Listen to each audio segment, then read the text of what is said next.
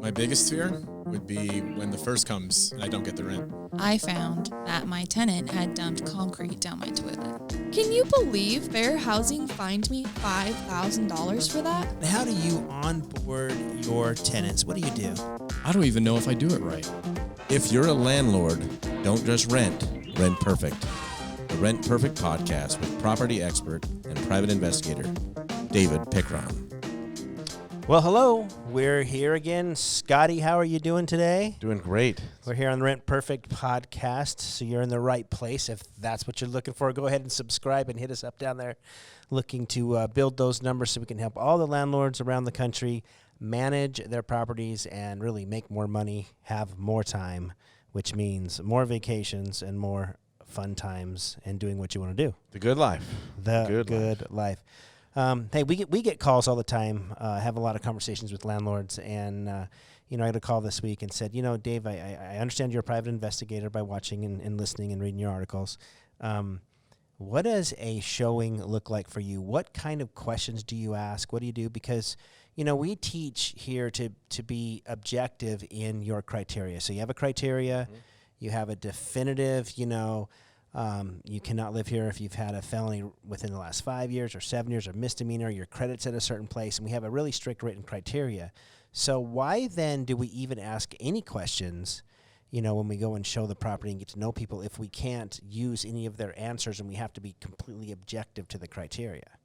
But I think there's still an important kind of interviewing process that goes on, that lets you know, how are you two going to get along? How do they see life? What can you expect? And I can learn a lot out of just 3 questions when I go on a showing. And I want to talk about those 3 questions today.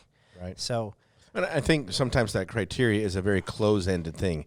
Have you ever been convicted of a felony? Yes or no, right?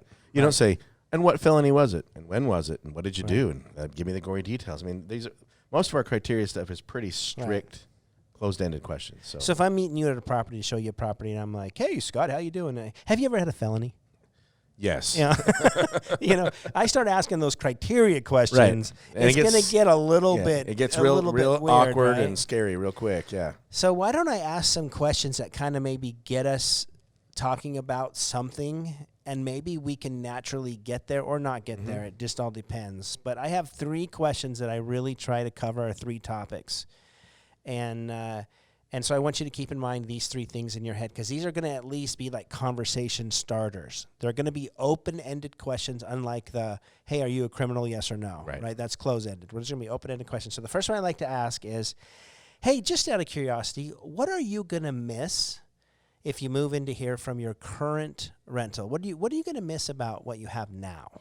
Yeah, and I think that's a great question, because all of us, every time we move, we give up something. Right, we give up something either in exchange for something better or worse, depending on our situation. But I think that's a great question, because it is open-ended. And I mean, you and I have been talking. I moved a couple years ago, and one of the things I miss about my previous house is about 1,000 square feet. Yeah, and a lot of storage and things like that. We downsized as our family's getting smaller and kids are moving out. So that's an easy question for me. I miss the extra space. Right. So, what are certain things you think you would be looking for if you asked this question and you got some responses? Is there anything specifically you would be looking for in this? Well, I mean, if somebody said, "Wow, I'm not going to miss my landlord," I'll tell you that much. Well, that's a real indicator for me. Exactly. Right. I mean, if they say I'm going to miss the park next door, okay. Right. Well, I know that my location is not next to a park, and so, I appreciate they're going to miss that. I can't really help replicate that or change that for them. But I might say, hey, just around the corner, if you didn't drive in this way, there's a sweet park with a children's play set on it. It's just around the corner. You can't see it, but you actually have a park close to you. So on your way out, drive that way and check that out. You might be able to say, hey, you're not giving that up. Right. You can spin it. Same with the pool. I mean, they may have a community pool instead of having a private pool. Right. Hey, we're gonna miss having that extra bedroom.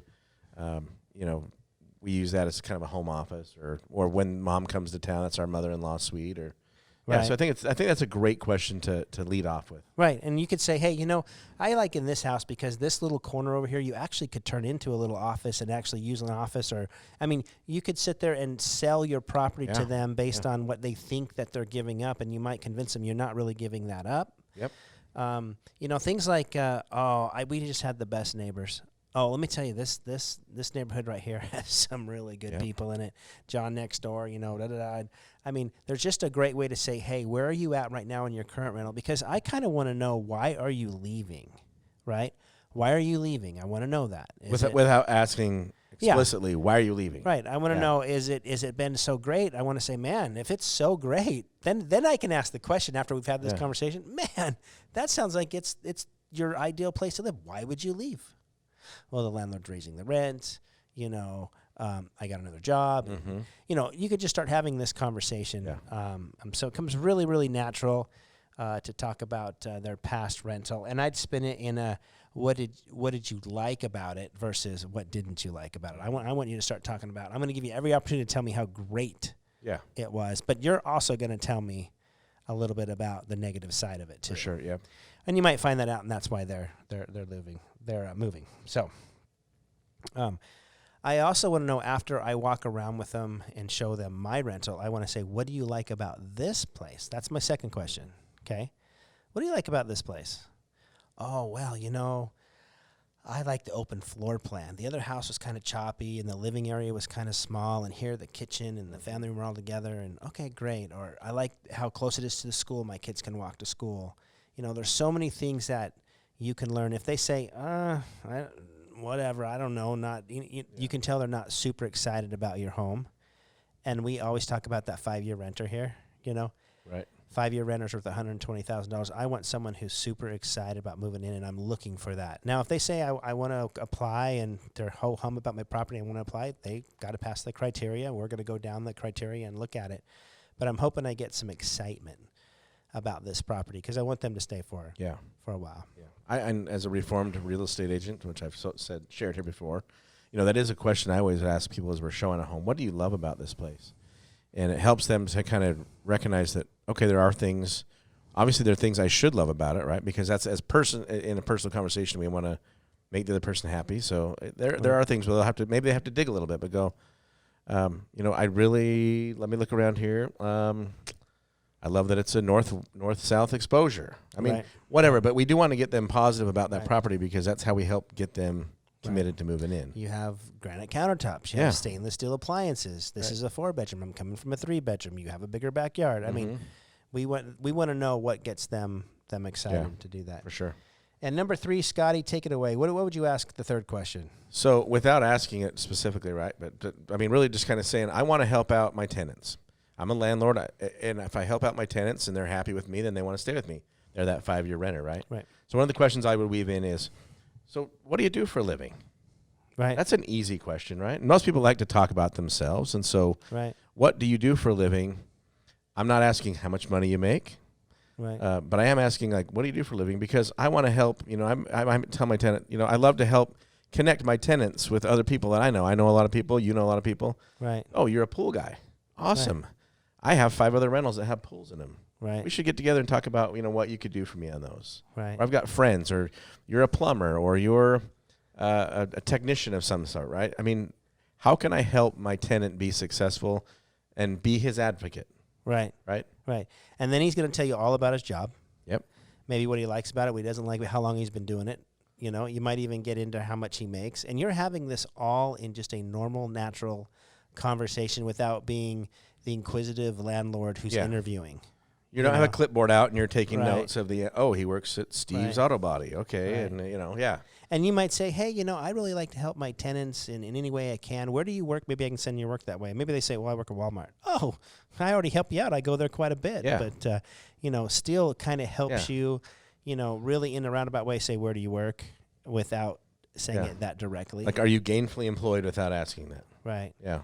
And then if I know something about that, industry or that employment, or I know people in that employment, I can start throwing out some names and, oh, hey, I know my friend does this or anything. Right. And you can really start expanding And a lot of times I'll get into a situation where, oh, you know the Bakers? Oh, yeah, the Bakers, or we're related to the Bakers, and you just start really getting a good conversation going. Now, David, I think let me ask you a question as a long-term landlord.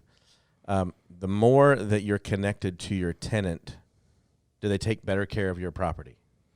I think they make you more of a priority, Okay. but I don't want to be so connected that I become their friend, Right. or I become a bailout if they don't have rent either. So you definitely want to, we picked our relationship, landlord-tenant relationship, and we want to draw that down the middle.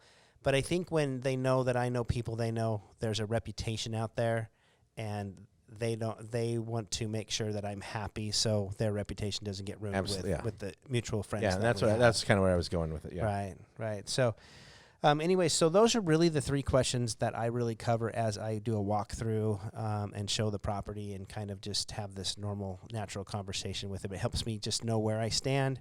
It gives me a really idea where we're going, and I don't get a whole lot of surprises when all my reports come back with the credit and the criminal and the history and the employment and the application. I almost already know most of it, and I'm just verifying it as it comes back in. Anything else to add in this awesome opportunity to show your property and find a new business partner? No, I think these are great questions to start with, and obviously everybody's got their own little rapport they have with people, but I think these are three places you can start to build a relationship with a potential tenant and really get and some insights into more than just what you see on the paper questions. Yes, absolutely. Remember to keep those questions open, let them talk, and just listen for stuff. And you'll get to know your future business partner real quick. And until next time, continue to rent perfect.